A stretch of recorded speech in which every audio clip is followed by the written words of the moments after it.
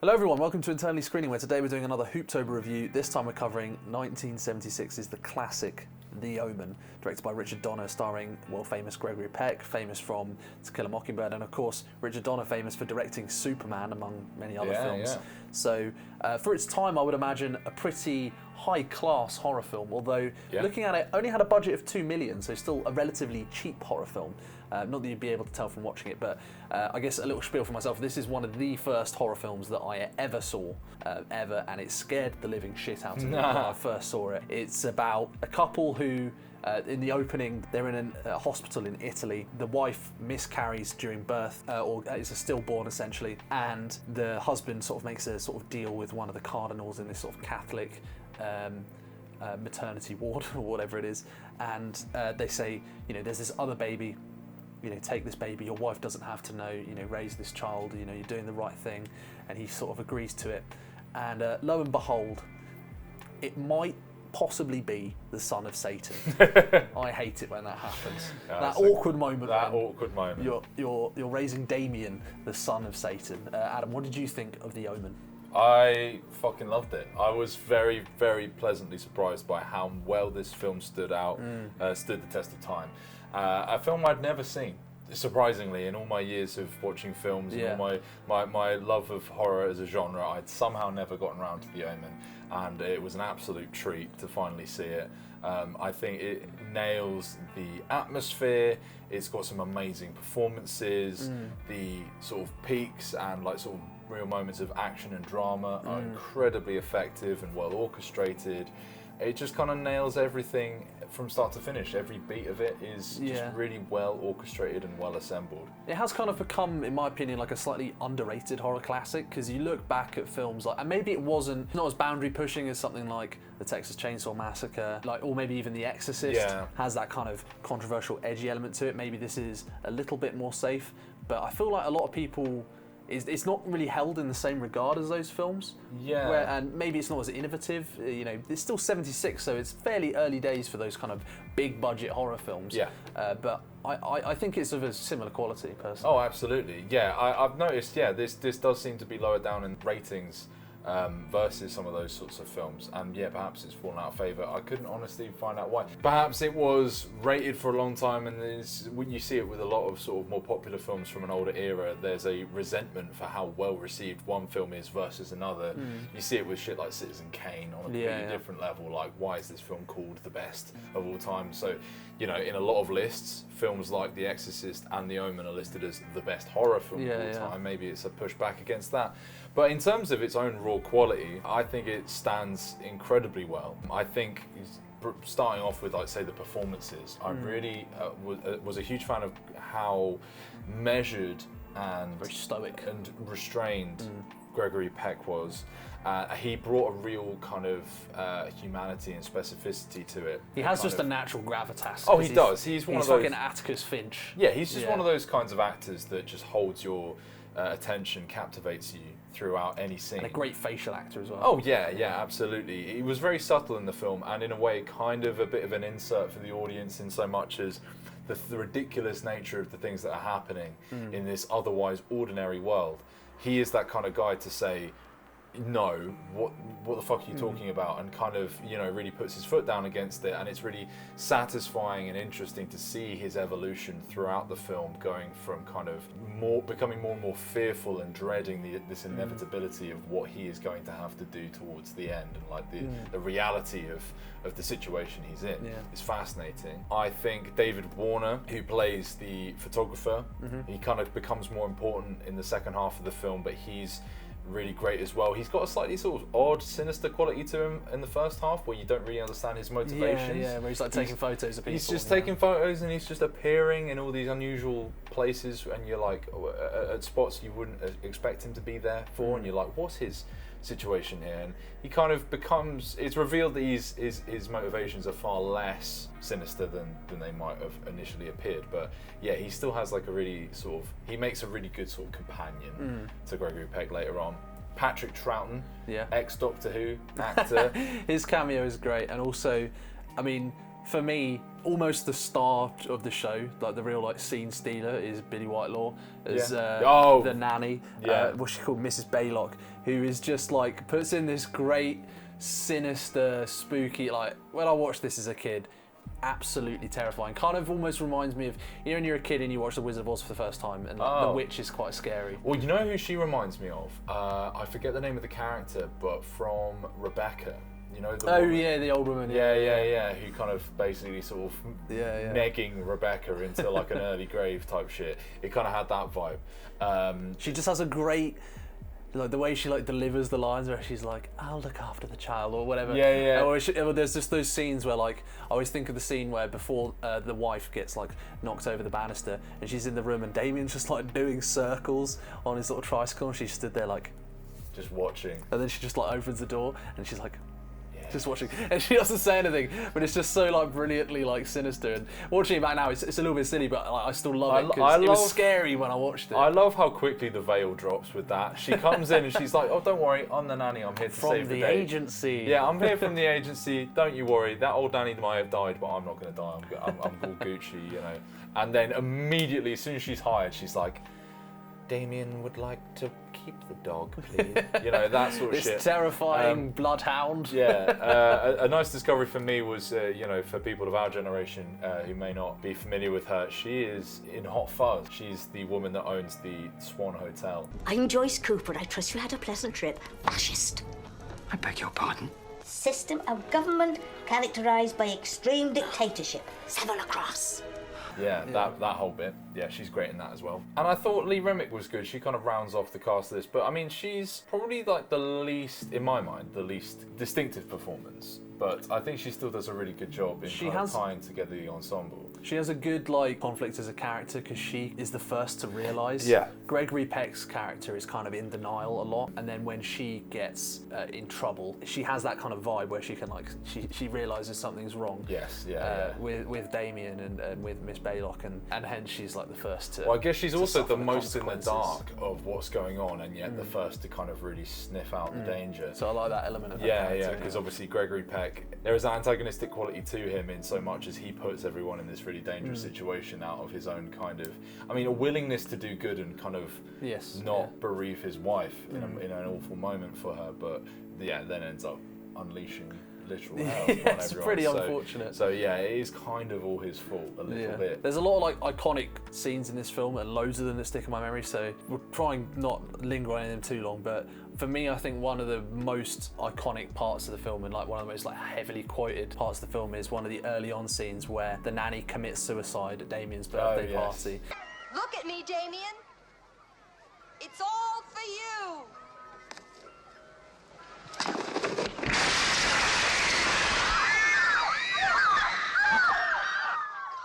I don't know what it is about that scene, but it's still quite eerie. There's something still quite scary about it, even though it is kind of ridiculous. But the way the film pulls it off with these like, it has this kind of like goofy music with the dog where it's like, Damien's like looking at the dog, and it's kind of like the first moment where it's like, okay, Damien's clearly a fucking demon of some kind. He's got something going on. And then you got the nanny. She's like, "Damien, it's all for you. I love you, Damien." And then like fucking hangs herself. It's like a very morbid and. I think it's that juxtaposition of this like really sort of sweet like birthday party and then just like in the midst of it, and it's just the way it is sort of like happening off camera, and then you see the reveal.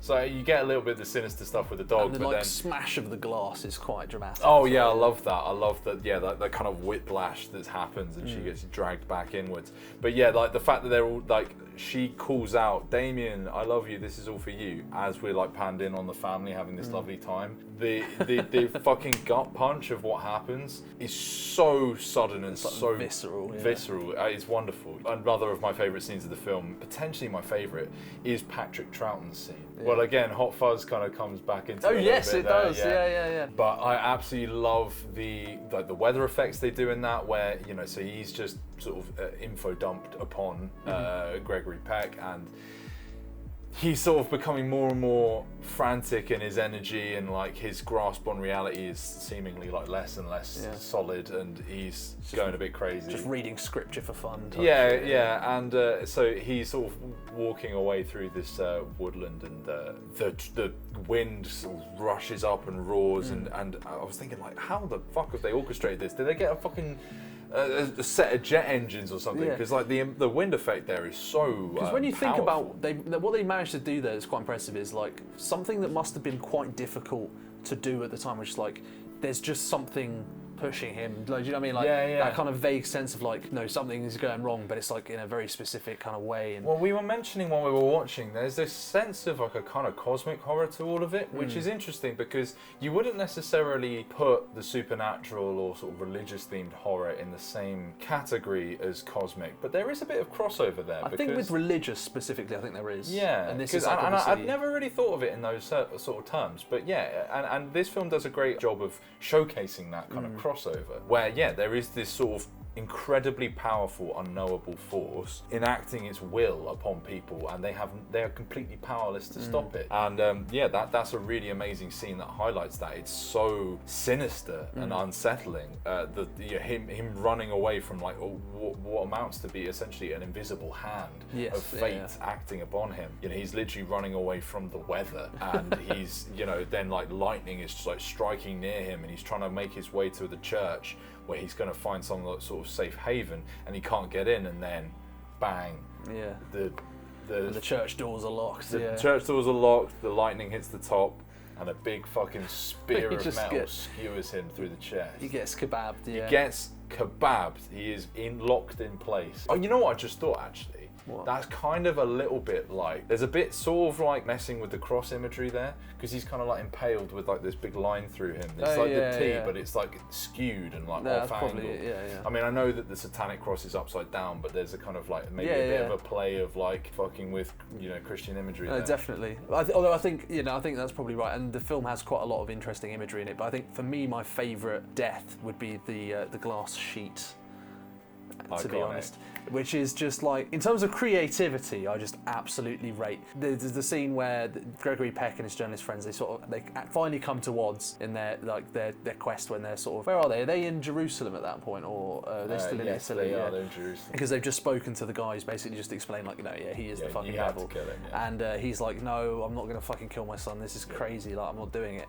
And then he's like, well, if you won't do it, I'll do it myself. And he's like, fine. He like chucks the knives, and he's like kneeling down, pick up the knives, and up the road there's a fucking truck with sheets of glass, and it rolls down the road, and the sheet of glass is launched off and fucking decapitates him, which I remember first seeing that for the first time, and I was like, holy shit. Yeah, it's still incredibly effective to this day. It's awesome. And what I was saying about the church scene being influential, I think it's a similar thing here, in that this kind of birthed the whole Final Destination type of horror subgenre, which I don't particularly care for those films, but like I do kind of find the idea of like this inescapable fate, or like you said, this kind of cosmic-esque horror where you have this invisible hand of potentially super powerful being that can influence things, and it's fucking with you. That's kind of like a genuinely scary thing, because it's the kind of feeling that you can get in real life sometimes. You're like, oh, fucking everything's working against me. You're completely powerless against like some unknown. It's like the force of nature. Exactly. Yeah. And I just think, like, in that scene, it manages to blend that kind of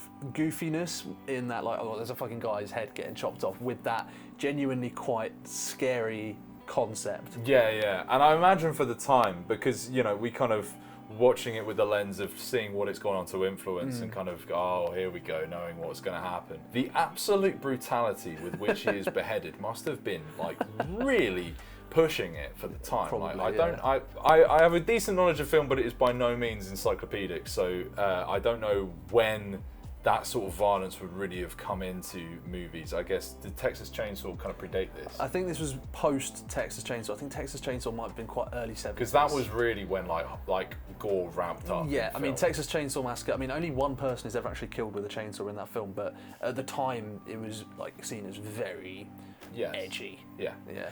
It's still a gut punch to this day, even having seen as many gory films as we've seen, and kind of seeing the inception of that kind of idea of like, his essentially a montage of people dying without them having any control over it. Yeah.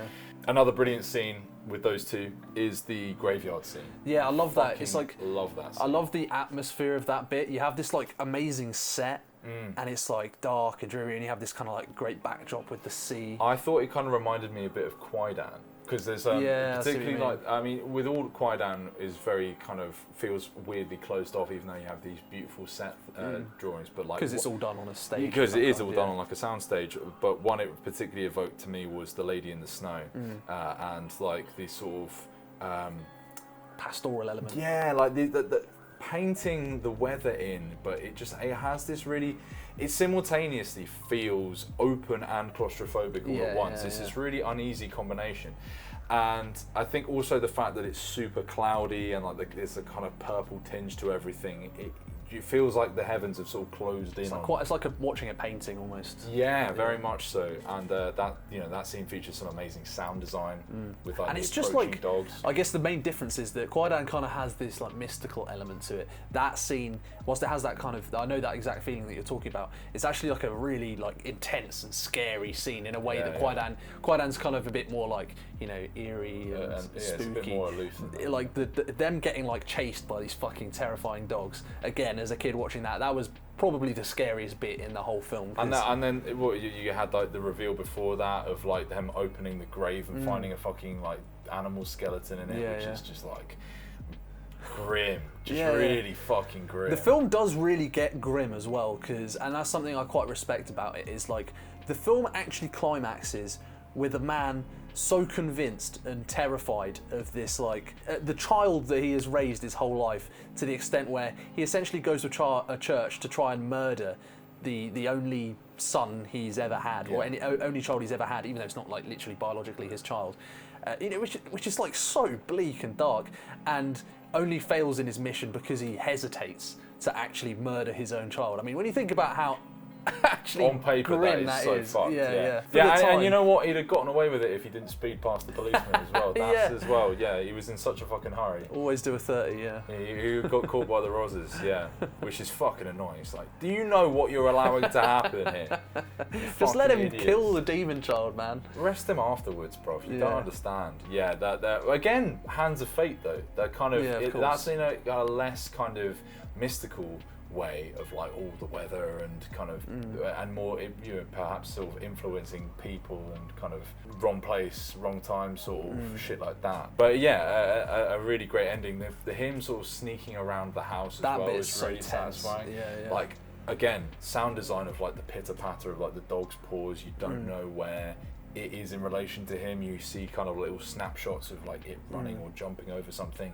You don't know if he's about to get mauled in the throat like in the next shot or what's going to happen, and then he like tricks it into like going down the cellar. Like it's a really well edited piece as well, because, like to that kind of trickery of like messing with your understanding of the geography of everything. And the geography of the house is like very well laid out as well. And I love the sort of grapply fight he has with Miss Baylock as well, which is like quite gruesome, and he's like getting her with scissors and like she comes out of the house and it's a whole great sequence, that whole bit. And one thing we've neglected to mention as well is one interesting thing about this, one of the few horror films to ever win an Oscar, and it won it for the music, and the music in this is just is banging. It's unbelievable. Yeah. Like the scene where they're like driving up to the Guildford Cathedral, and Damien's sat there like, don't like Jesus, and then like you got the music and it's like got this sort of Gregorian like and he like looks at like the golden angel on the top of the cathedral and it's like zooming in on him, and it just has this like great sort of theatrical quality to it with all the editing and the screaming and the music, and oh man, it's just great. Also, brief shout out to Guildford, a town we both grew up in. I mean, I lived within 5 seconds of that fucking ugly cathedral. Yeah. So it's bizarre seeing it in this like incredibly and how little it's changed. Yeah, since the 70s. A great choice of cathedral as well. Maybe the most satanic-looking house of God that has ever been created. It basically looks like Battersea Power Station. Yeah, literally. On the middle of a hill everyone in Guildford can see that fucker for miles And they around. light it up at and night they light as it well. up, yeah. So that's a fun little tidbit for you. Something you mentioned while we were watching the film as well is that it's a really kind of clever stylistic choice to not have Damien speak much through the film. Yes. It really adds like this kind of eeriness to him because you never really understand his motivations. And by rights, he doesn't really seem to have many motivations other than just like pure will and instinct and just kind of essentially an agent of chaos. Like, you know, when he's the banister scene, for example, he's just like roaming around. He's not really doing it to achieve anything. I mean, he is. There is a grand overarching thing, but it's more just that he can do it. Well, it's interesting because that's an interesting example because like it doesn't seem like he purposefully knocks his mum, but it clearly seems will to happen because, like I said, you know, Miss Baylock's there. He's like doing circles on his tricycle. She like opens the door and it just happens. But then I guess the closest you get to it, like sort of understanding his motivations in the film, is that scene because there's the bit where the mother's like hanging on and he's just like looking at her. Yeah. And then she falls and it's like.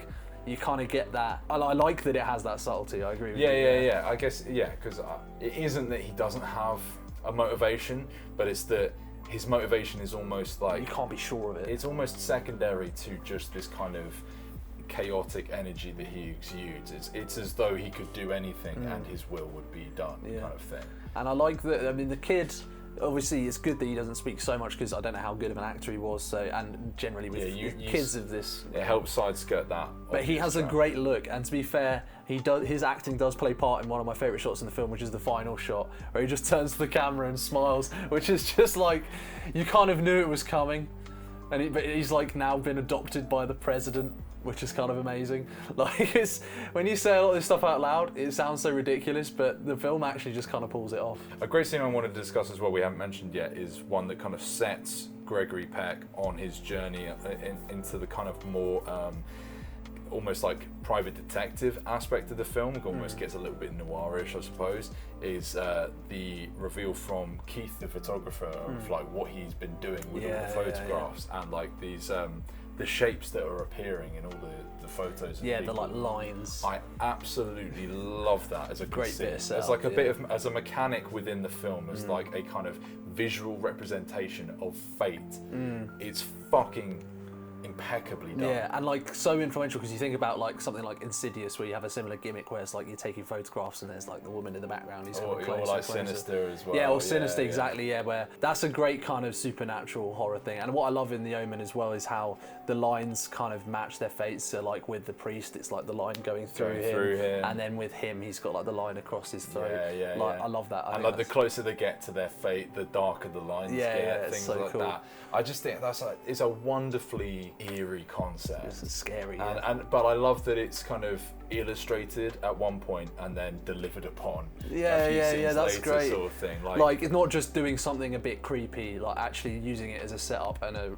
Exactly, which makes that decapitation scene all the more rewarding because you know you're going to get it, but it's like, how are you going to get it? And then you get it in like just the most blunt and brutal way possible. Yeah, and what I also like, and I guess this is sort of maybe where, you know, it sort of comes slightly into more criticism of the film. One thing I really like is the film is very well paced. It like, there actually isn't a dull moment throughout this whole film. There's actually no filler whatsoever. It actually just goes from one bit to the next bit to the next bit to the next bit. And Richard Donner's direction is very sort of unintrusive for the most part. He doesn't really like stylize the film particularly. You know, you have some moments here and there. You've got like, you know, some great like zoom ins to like the dog or whatever, or the zoom into Miss Baylock's face, or, you know, so like there's some good slow motion as well, like obviously when he gets decapitated, or like when the woman hangs herself and smashes through the windows. You've got some good stuff like that. And I do, on the one hand, kind of like really enjoy that kind of more, it's kind of like a classier take on a horror film. Yeah, I think, it does have that. compared to something a bit more abrasive, like, and this isn't to denigrate it, but, you know, something like the Texas Chainsaw Massacre, or, you know, any Toe Pooper film, really. But like, I do appreciate the sort of class and the respect that he showed it. But I guess at the same time, I almost wonder, like, what if this film was like a little bit longer? What if it kind of lingered on it? Because I guess the characterization in the film is good, but I wouldn't say it's great. Like Gregory Peck's character, I think, is good, but they don't really, as a character, he's mostly defined by his immediate motivations, right? They don't really like flesh him out as a person, and I feel like the film could have, you know, maybe it could have been more. I feel like I'm kind of nitpicking here, but maybe if like the relationship between him and Damien or him and his wife or whatever had been like more thoroughly established. Yeah. I don't think that's nitpicking at all. I think that's actually very valid in that the connection to Damien is more strongly established early on because there is birthday party and there's like all this importance around him being like kind of saving them for their marriage from being like in a really dark and unpleasant place. But then beyond that, they never really spend time with him, which kind of is its own... Well, we were already praising the film for not overutilising him, right? So. Well, that much is fair, but I think it's kind of two angles to it. On the one hand, it's good because it highlights the fact that he's kind of a withdrawn father and that he's sort of dragged away from him, and that his job and his importance and standing kind of keep family at arm's distance. Yeah. Hence the importance of a nanny and which allows for other things to happen in the story. But then what that prevents is this kind of closeness when he is faced with the task of actually killing his son.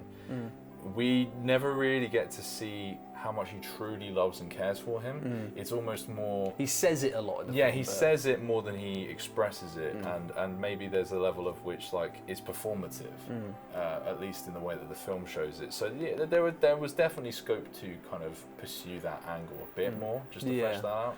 I think the film is almost carried a lot by Gregory Peck being such a good actor that when I watch it, I don't really notice it, but when I'm done, I kind of look back on it and I think, I feel like I should like this film even more. I feel like this film should be a 10 out of 10 to me. Okay. Especially because this was my first horror film.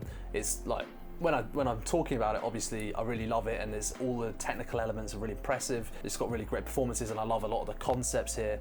And I wonder if the reason I don't love this film is maybe because of that sort of lack of emotional connection that the film doesn't quite provide. But I almost feel mean for saying it, because it's kind of well, was the film going for that? And when you were talking about is it just alluding to the fact that he's a bit of an absentee father?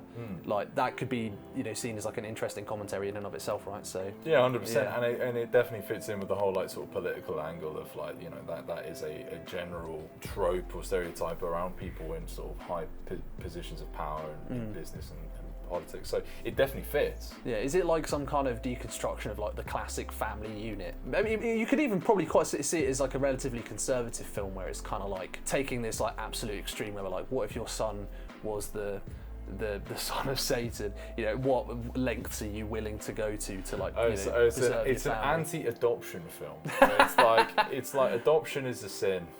Just don't adopt a random kid in a Catholic church in Italy. Then it's pretty anti-Catholic. So maybe it's a pro-Protestant anti-adoption film. Yeah, you could probably read a lot of different interesting takes on that. You could probably take that. Yeah, I mean, it definitely ties into the film with him being an absentee father, because it kind of allows that room for a force like Damien to integrate and assimilate into it. If you had a more attentive, devoted parent involved, then they'd sniff it out a lot quicker. Probably. What I mean? This kid's killing a lot of squirrels. That sort of He shit. just kind of looks evil, doesn't he, honey? Yeah, let's kill him. He tried to bite me the other day. Started sucking on the wound. So, what did you think of The Omen? I would probably give it a 8 out of 10. I'm teetering on that 9, but I think it does need another watch for me to go that far. But yeah, it was just impeccable, and it really charmed me on first watch, which is an achievement in of itself. I've been singing its praises. I can't really think of anything more to say. I thought it was a fantastic. It just has a kind of classic energy to it. It definitely does. Because I agree with you. I gave it 7, but because of those kind of disconnects that I was talking about earlier. But it really is an 8, and I think everything we were saying earlier on when we were talking about the classic horror canon and how overlooked this is and how wide-reaching its influence is, it really can't be understated. I think how underappreciated the film is, on top of just how good it is and how well it's aged, I think. So yeah, I would agree with you on the 8. So that has been our review of The Omen from 1976. We're going to be covering the Omen sequels, so keep your eye out for them in our Hooptober October marathon. Keep your eyes out for general content throughout the channel as we go through the month. We've got loads and loads of horror stuff coming, so if you enjoy this, you're going to enjoy that. If you like the video, give the video a like. If you dislike the video, give the video a dislike. If you really like us, subscribe to the channel, and we'll see you in the next one. Peace. Peace.